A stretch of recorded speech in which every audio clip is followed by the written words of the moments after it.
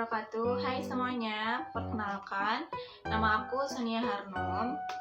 Untuk konten kali ini aku mau sedikit sharing ke kalian gitu tentang suatu hal yang memang jarang orang lain ungkapkan gitu.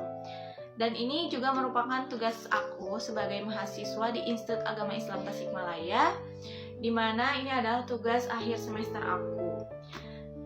Sebelumnya aku mau kasih tahu ke kalian bahwa aku ini bukan orang yang memang tahu tentang hal yang mau aku ungkapkan ke kalian gitu. Bukan orang yang memang lebih mengetahui hal ini gitu. Cuman aku mau memberikan suatu hal di mana hal ini tuh memang kayaknya perlu untuk aku sharingkan gitu ke kalian. So, what do I wanna say? Apa yang mau aku bilang gitu kan? Jadi hal yang aku mau bilang ini hal yang memang lumrah banget untuk orang lain tahu, hal yang memang orang lain itu sebenarnya tahu dan udah nggak asing gitu untuk didengarkan. Apalagi ini kaum muslimin yang beragama Islam tentunya. Tapi walaupun memang untuk agama Islam kita seluruh umat manusia juga wajib banget untuk tahu. Jadi gini, kita tuh harus mengambil bukan dari agamisnya, bukan dari religionnya, tapi dari sikap yang memang harus kita ketahui gitu, kita ambil dari hal ini gitu. Apa sih hal itu apa? Jadi yang mau aku mau sharing ke kalian itu tentang sebuah komunikasi. Tapi di sini tuh komunikasinya bukan tentang komunikasi manusia dengan manusia, bukan ya guys. Tapi ini tuh tentang manusia dan juga sang pencipta dengan sang Khalik, sang pencipta kita, Allah Subhanahu wa Ta'ala. Nah, seperti yang kita ketahui juga ya, bahwa komunikasi Allah Subhanahu wa Ta'ala terhadap umatnya itu bukan seperti komunikasinya Allah terhadap Rasulullah Shallallahu Alaihi Wasallam, bukan. Tapi komunikasinya Allah Subhanahu wa Ta'ala kepada kita selaku umatnya itu, jadi bentuk komunikasinya itu berupa wahyu yang terdapat pada Al-Quran, yang merupakan bentuk khas Allah Subhanahu wa Ta'ala gitu dalam menyampaikan pesan-pesannya terhadap umat manusia. Seperti itu. Lalu bagaimana gitu cara Allah Subhanahu wa Ta'ala berkomunikasi dengan kita agar benar-benar tahu gitu komunikasi Allah itu seperti apa, yang bisa dimengerti oleh kita, bisa diamalkan oleh kita, itu bagaimana. Dan seperti yang kita ketahui juga bahwa kita sebagai makhluk Allah Subhanahu wa Ta'ala memiliki banyak kekurangan ya. Kita itu memiliki banyak keterbatasan. Dan maka dari itu kita sebagai makhluk Allah Subhanahu wa Ta'ala, kita tuh wajib untuk mengetahui, kita wajib untuk mempunyai sebuah ilmu agar kita tuh bisa seenggaknya untuk tahu bagaimana pesan Allah terhadap kita, bagaimana cara Allah memberikan pesannya terhadap kita agar pesan tersebut bisa tersampaikan dalam sebuah Al-Quran gitu kan. Maka dari itu aku mau menyebutkan bagian-bagian apa saja sih yang merupakan bentuk bangunan komunikasi gitu terhadap Allah Subhanahu wa Ta'ala. Yang pasti pertama adalah doa ya. Seperti yang kita ketahui ya, bahwa doa itu sebuah beribadah kita kepada Allah Subhanahu wa Ta'ala. Kita juga beristighosa, meminta pertolongan kepada Allah Subhanahu wa Ta'ala, memanggil Allah Subhanahu wa Ta'ala, memuji Allah Subhanahu wa Ta'ala lewat sebuah doa yang pastinya selalu kita lantunkan, kita lakukan setelah sholat ataupun dimanapun kita berada, apapun yang kita lakukan, kita wajib untuk berdoa kepada Allah Subhanahu wa Ta'ala, seperti itu. Lalu kita masuk yang kedua, yaitu berzikir. Seperti yang kita ketahui ya, bahwa zikir itu kita mengingat, menyebut dan juga mengucapkan asma-asma Allah, dimana berzikir ini merupakan cara kita mendekatkan diri kepada Allah, cara kita berkomunikasi terhadap Allah Subhanahu wa Ta'ala, yang bisa kita lakukan seperti membaca Al-Quran, setelah sholat kita berzikir gitu kan ya, atau mau dalam keadaan apapun ya. Misal kita tuh sedang mendapatkan sebuah masalah, atau misal kita tuh sedang dihadapkan sebuah ujian gitu.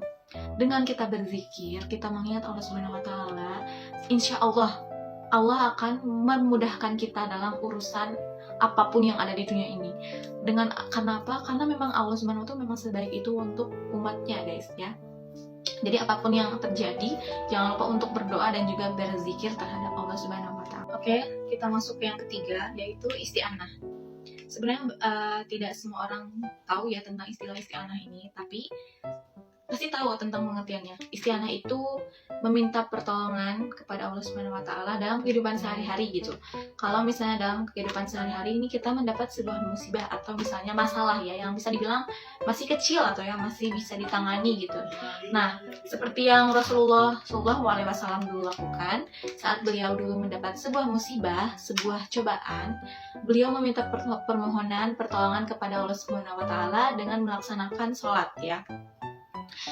Seperti yang kita ketahui juga bahwa sholat merupakan tiangnya agama, di mana semua masalah bisa kita selesaikan dengan kita selalu menunaikan sholat ya.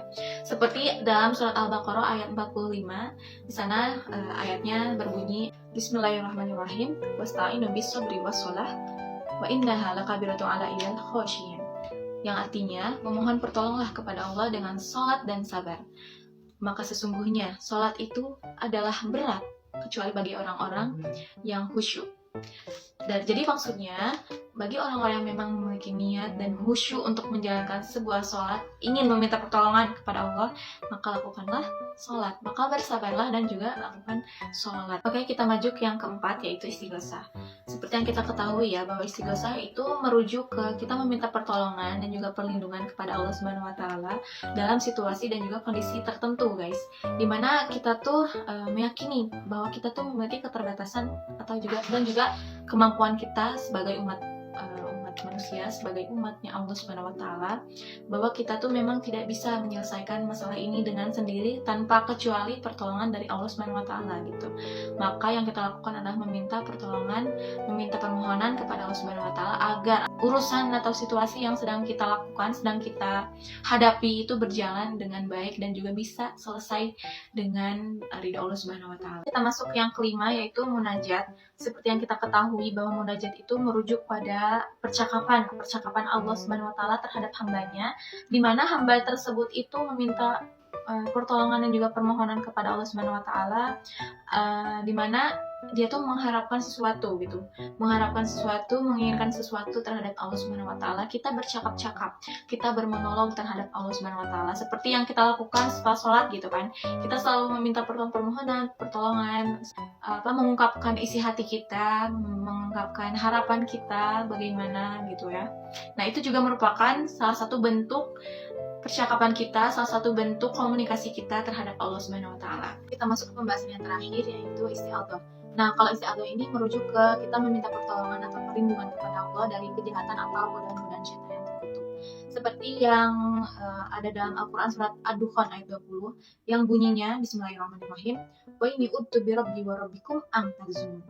Yang artinya, sesungguhnya aku berlindung kepada Tuhanku dan Tuhanmu dari ancamanmu untuk merajamku. Seperti yang terjadi pada kisah Nabi Musa alaihissalam saat beliau hendak dibunuh gitu guys. Nah, dari semua pembahasan yang aku bilang ke kalian, yaitu bentuk percakapan atau komunikasi kita terhadap Allah Subhanahu wa taala. Nah, dapat disimpulkan bahwa dalam situasi apapun, dalam kondisi apapun, mau bagaimanapun ya, kita tuh wajib untuk melibatkan Allah di dalamnya, agar semua hal yang kita lakukan, baik itu kondisi yang ringan ataupun berat gitu yang kita jalankan, kita itu wajib untuk melibatkan Allah agar semuanya berjalan dengan semestinya ya, kita berjalan dengan baik dan juga lancar, amin. Mungkin itu saja yang dapat aku sampaikan sesama muslim gitu ya, semoga dapat menginspirasi, and see you in next video.